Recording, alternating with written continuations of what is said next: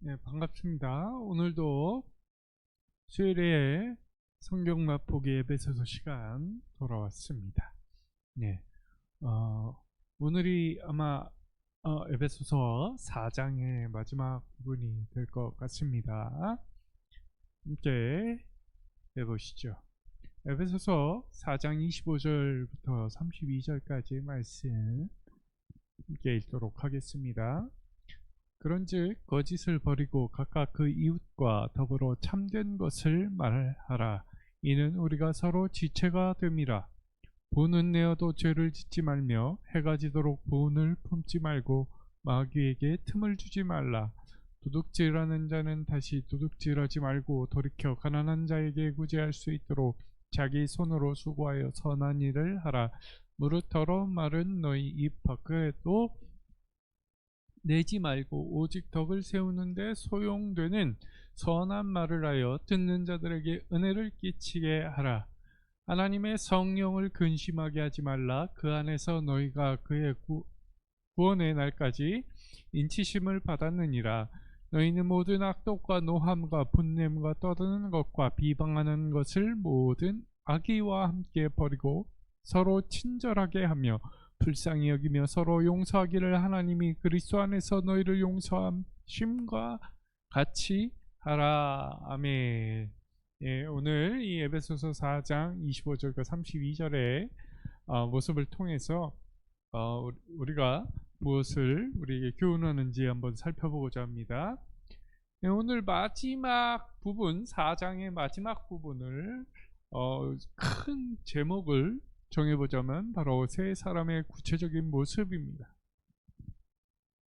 세 사람의 구체적 모습. 이 안에는 사도 바울이 그 세 사람의 구체적인 모습을 밝히는데요. 여기에 네 쌍의 윤리가 나오고 그다음에 종합적인 그것들 종합적인 또 이렇게 요약을 해놓는 부분이 나오고 또 그 생활을 하는 데 있어서 새로운 생활의 모델을 또한 제시하고 있습니다. 그것을 네 쌍의 윤리라고 부르고요.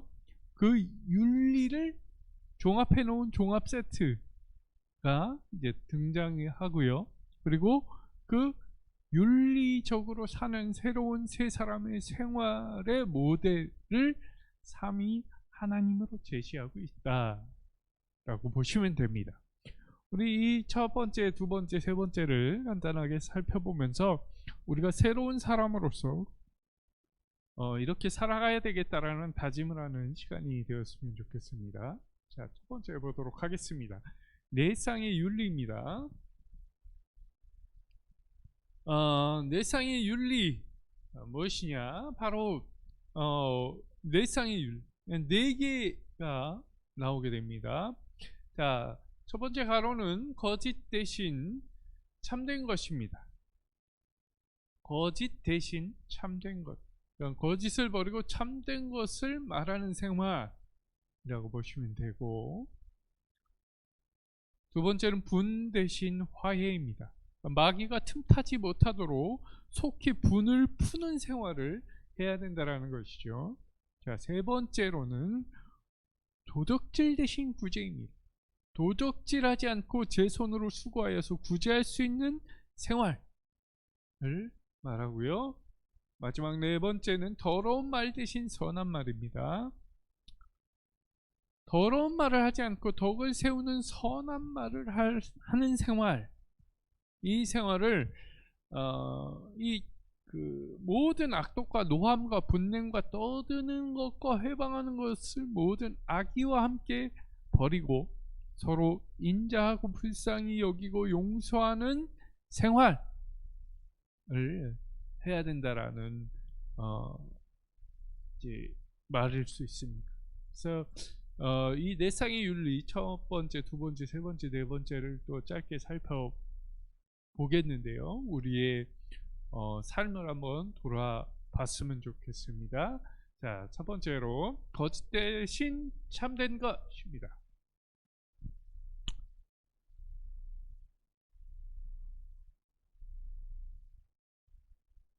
거짓 대신 참된 것. 자, 세 사람은 거짓말을 버리고 참된 것을 말해야 합니다.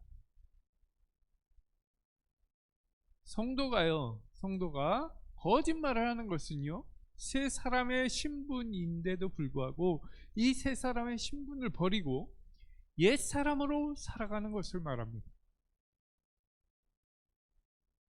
성도는 거짓을 버리고 참된 것을 말함으로써 정직하고 믿을 만한 사람이 되어야 되거든요. 왜냐하면 우리는 서로 한 지체이기 때문입니다. 우리가 서로 한 지체이기 때문에 거짓을 말하면 안 되지요. 생각해 보십시오. 내 몸이 내 눈에게, 그리고 내 몸이 내 귀에게, 내 머리가 내 다리에게, 내 손에게 거짓말을 할 수 있습니까? 거짓말을 할 수가 없습니다.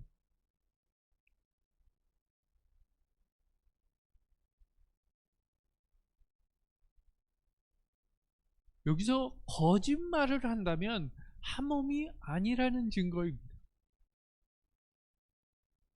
다 똑같이 우리가 예수님 하나님을 섬기고 있지만, 그리고 섬긴다 말을 하지만 거짓말을 하잖아요. 그러면 그 섬기는 하나님이 삼위의 하나님이 아닐 수도 있습니다. 다 똑같이 교회라고 하지만, 뭐 신천지도 교회라고 그러고 하나님의 교회도 교회라고 그러고 뭐 제7의 안식교도 교회라고 부릅니다. 그렇죠? 처치. 하지만 그들이 섬기는 것과 우리 정통 교단이 섬기는 것, 뭐가 다릅니까? 그들은 거짓된 교리로 계속 속이려고 해요. 그리고 물질이나 명예를 자기네가 획득하고자 합니다. 권면이 아니고 강제성을 띠고 있어요. 그리고 그 위에 정점에 있는 그 사람 한 명, 그리고 측근들, 그 그룹들만 굉장한 부와 명예를 누리면서 살아가고 있습니다. 그러면서 거짓된 교리로 계속 거짓말을 합니다.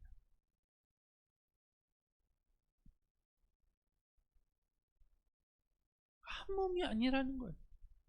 한 몸.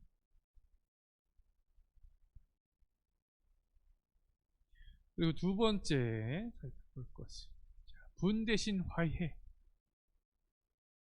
말씀에는 이렇게 나와 있습니다. 분을 내되 죄를 짓지 말라. 이것은요, 분을 내면 우리는 죄를 짓는 줄 알아요.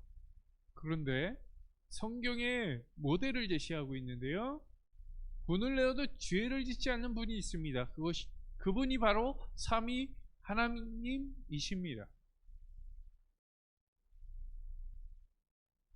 하나님께서도 죄에 대해서 진노하셨고, 그래서 소돔과 고모라가 멸망하는, 그 전에 노아 시대 때는 인류가 멸망하는 그런 일들이 있었습니다. 이때 진노하지 않으셨다면 그냥 넘어갔을 것입니다. 하지만 그 죄가 있는 곳에 하나님께서 진노하셨고 물로, 홍수로 쓸어버리시고 소돔과 고모라는 불로서 심판하셨습니다. 예수님께서도 진노하셨습니다. 내 아버지의 집을 장사하는 집으로 만들지 말라. 여긴 기도하는 집이다 라고 하면서 예루살렘 성전에 들어가서 성전을 뒤엎으셨습니다.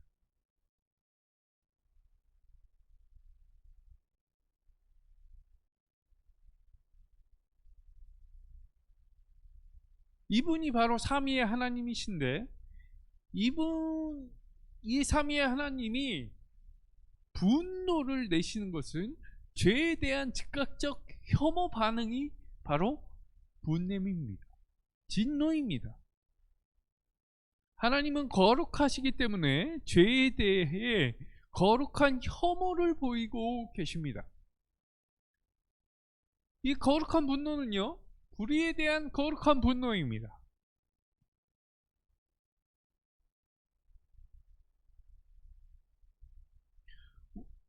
이 거룩한 분노를 우리도 할 필요가 있다라는 것이죠. 거룩한 분노.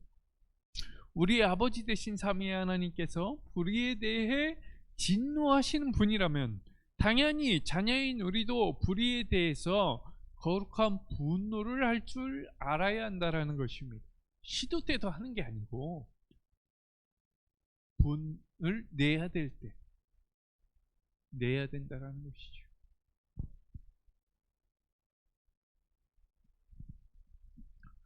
우리는 평화를 만드는 자가 되기 위하여 불의에 대해서는 평화를 깰 수 있는 자가 되어야 합니다. 그렇잖아요. 소돔과 고모라 평화롭게 살고 있었습니다. 인간들의 입장에선, 그 소돔과 고모라에 살고 있던 사람들의 입장에선 정말 평화롭게 살고 있었습니다. 하지만 거기에는 죄가 가득했고 악독이 가득했습니다. 그거에 대해서 즉각적으로 반응하셨어. 하나님은 거기에 평화를 깨버리십니다. 이스라엘도 마찬가지였죠. 하나님을 버리고 평화롭게 살고 있었습니다. 세상을 의지해서. 그것의 평화를 깨뜨려 버리십니다. 불의에 대한 이 평화를 깨뜨려야만 진정한 평화를 만들 수 있기 때문입니다. 불의와 함께 누리는 그 평화가 진짜 평화겠습니까?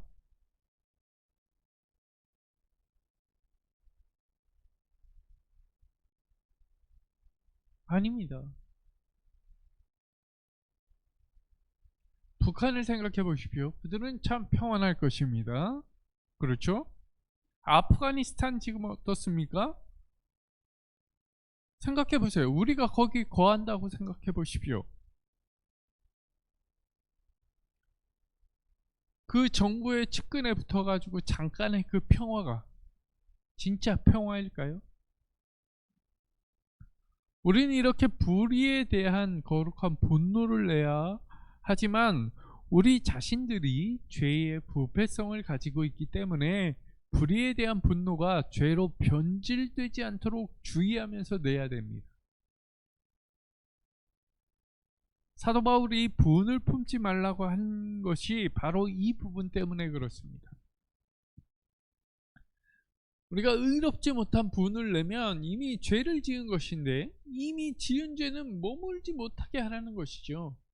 순간적으로 우리가 그 울분이 치밀어 오를 때가 있습니다. 그때 그 울분을 품으면 마귀가 틈타게 되고 다른 죄로 연결될 가능성이 굉장히 농후합니다. 어떤 죄냐면 이 분노는 살인을 낳을 수가 있습니다. 예, 엄청난 죄죠. 분노. 가인과 아벨을 보세요. 분노했죠. 살인까지 저지릅니다. 따라서 우리는 해가 지도록 분을 품지 말고 신속히 풀어야 하는 것입니다. 분을 품은 채 잠자리에 들지 말라. 이것은 모든 신자들의 황금률입니다. 그러나 특히 더 중요한 데가 있는데 바로 가정입니다. 가정.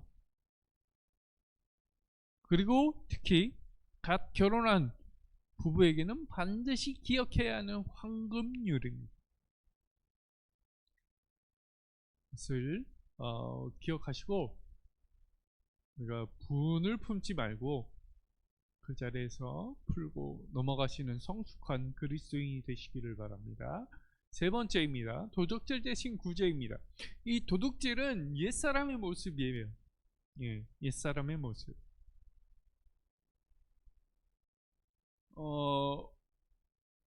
새 사람은 도둑질을 하지 말고 제 손으로 수고하여서 이 빈궁한 자를 도와야만 합니다. 네. 근데 성경에서는 이렇게 말하는 부분이 있죠. 일하기 싫거든 먹지도 말라 라고 하였습니다. 이게 새 사람의 윤리거든요. 새 사람은 게으르지 않고 않고 부지런해야 합니다.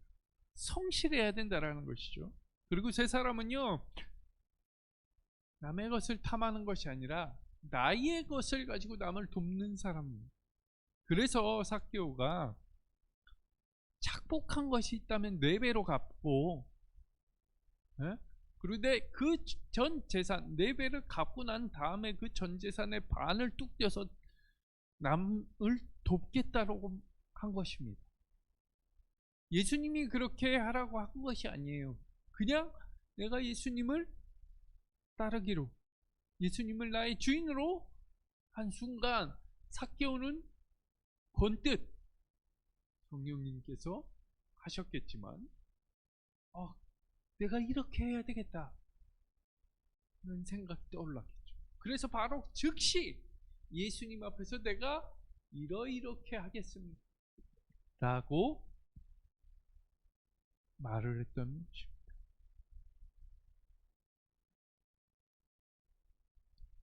우리는 남을 잘 돕고 있는지 아니면 남의 것을 탐하고 있는지 한번 잘 생각해 보시기를 바랍니다. 그리고 4번째, 더러운 말 대신 선한 말을 해야 합니다. 이 더러운 말을 하는 것도 옛사람의 모습입니다. 이 옛사람의 모습은, 옛사람은 이제 어떻게 말하면 죄인이라고 할 수 있는데요, 이 죄인의 마음에는 저주와 악독이 가득합니다. 세 사람은 예수님을 주님으로 고백한 사람입니다. 그리고 영접한 사람입니다. 그래서 주님이 인도하시는 대로 선한 말을 해야 한다라는 것이죠. 따라서 세 사람은 더러운 말은 입 밖으로도 내지 말고 오직 덕을 세우는 데 사용되는 선한 말을 하여서 듣는 자들에게 은혜를 끼쳐야 한다라는 것입니다. 그리고 세 사람은 말버릇도 고쳐야 합니다. 가벼운 말이라고 할지라도 이게 무슨 상관이냐, 어떤 상관이 있으랴라고 하는 생각을 할 수가 있습니다. 하지만 세 사람은요, 가벼운 말이라고 할지라도 덕을 세우고 은혜를 끼치는 말, 즉 더러운 말을 하지 말고 선한 말, 은혜로운 말, 덕을 끼치는 말을 해야 합니다. 우리가 하는 이 사소한 부주의한 말이 엄청난 영향을 미치기 때문에 세 사람은요, 상대방을 오염시키는 더러운 말이나 상대방에 불필요한 상처를 주는 따가운 말을 절대 하지 말아야 됩니다. 아무리 사실이라더라도 그 사실을 어떻게 전달하느냐에 따라서 팩트 폭행이 될 수가 있고요, 팩트 전달이 될 수 있습니다. 세 사람은요, 팩트 폭행을 하는 것이 아니라 팩트 전달을 하는 사람이 되어야 합니다. 그게 세 사람입니다. 그렇게 세 사람은 상대방을 돕고 격려하고 기쁘게 하고 자극하고 도전하는 선한 말을 하는 사람이 되어야 된다라는 것입니다. 그리고 세 사람의 구체적인 모습 2번째, 이 지금까지 살펴본 4쌍의 윤리를 가지고 종합적인 세트를 사도 바울이 말을 하는데요, 이 4쌍의 윤리를 제시한 후에 세 사람의 윤리의 종합 세트를 제시합니다. 그것이 뭐냐면 모든 악독, 그리고 노함과 분냄과 떠드는 것과 회방하는 것을 모두 악의와 함께 버리고 서로 인자하게 하며 불쌍히 여기며 서로 용서하고 용납하라 하였습니다.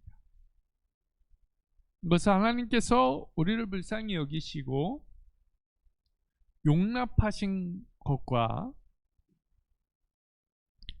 일맥상통한다라고 할 수 있겠습니다. 그것은 세 사람은 반드시 하나님의 모습을 닮아야 한다고 사도 바울은 이 권면을 통해서 종합 세트를 말하면서 우리에게 반드시 하나님의 모습을 닮아야 한다, 예수 그리스도의 모습을 닮아야 한다라고 말을 하고 있는 것입니다. 세 사람의 구체적인 모습, 그 3번째가 됐는데요. 이 종합적인 세트로 살아간 그런 모델이 있느냐라고 했을 때 사도 바울은 삼위 하나님을 모델로 제시를 합니다. 이 구체적인 생활을 제시하면서 이 신학적 근거로서 세 사람의 생활 모델 바로 성부, 성자, 성령 하나님입니다 라고 말을 하고 있는 것이죠.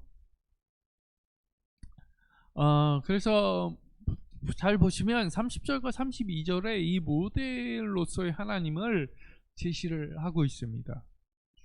30절에 하나님의 성령을 근심하게 하지 말라. 그 안에서 너희가 구속의 날까지 인치심을 받았느니라.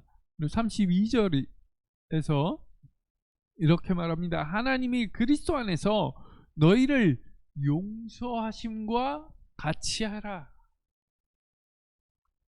이것이 바로 사도 바울이 말하는 이 세 사람의 생활 모델인 성부, 성자, 성령 하나님이십니다. 세 사람은요, 주님의 재림 때 완전 구원의 그 순간까지 성령 하나님의 도장, 즉 인치심을 받은 자입니다.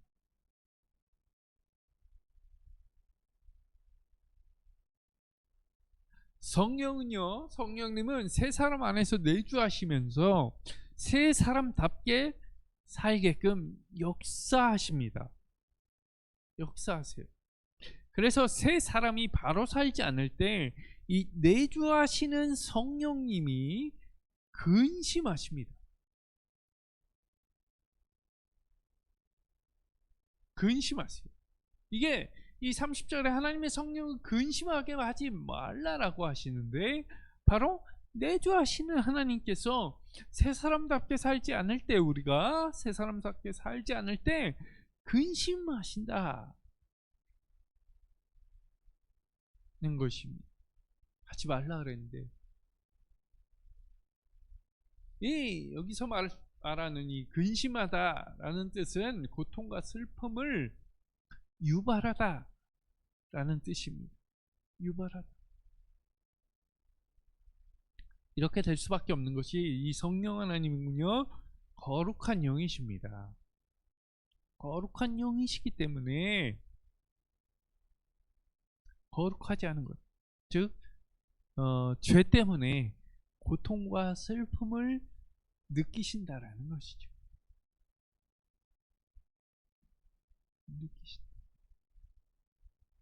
또한 성령님은요, 거룩한 연합을 이루시는 영이십니다.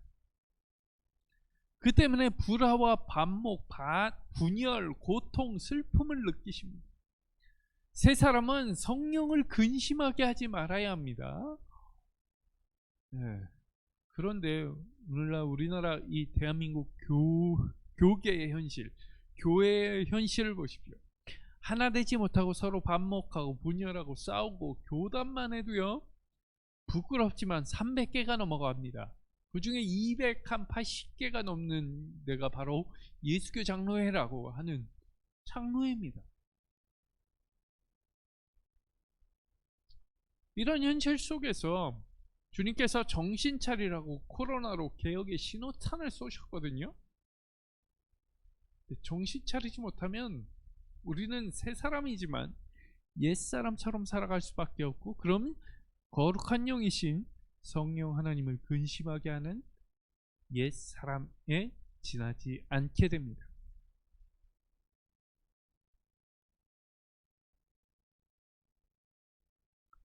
또한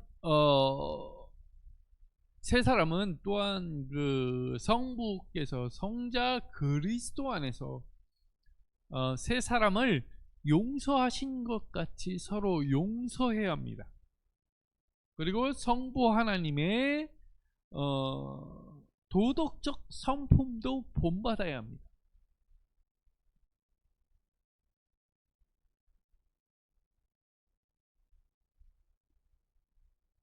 세 사람은요, 성부 하나님을 본받고 성자 예수님을 배우고 성령 하나님의 근심하게 하지 말아야 합니다. 이것이 이 사도 바울이 제시하는 윤리이고요. 이는 신본주의 윤리입니다. 새 사람은요, 정욕으로 인하여서 세상에서 썩어질 것을 피하여 신적인 성품에 참여하는 자가 되어야 되도록 노력해야 합니다.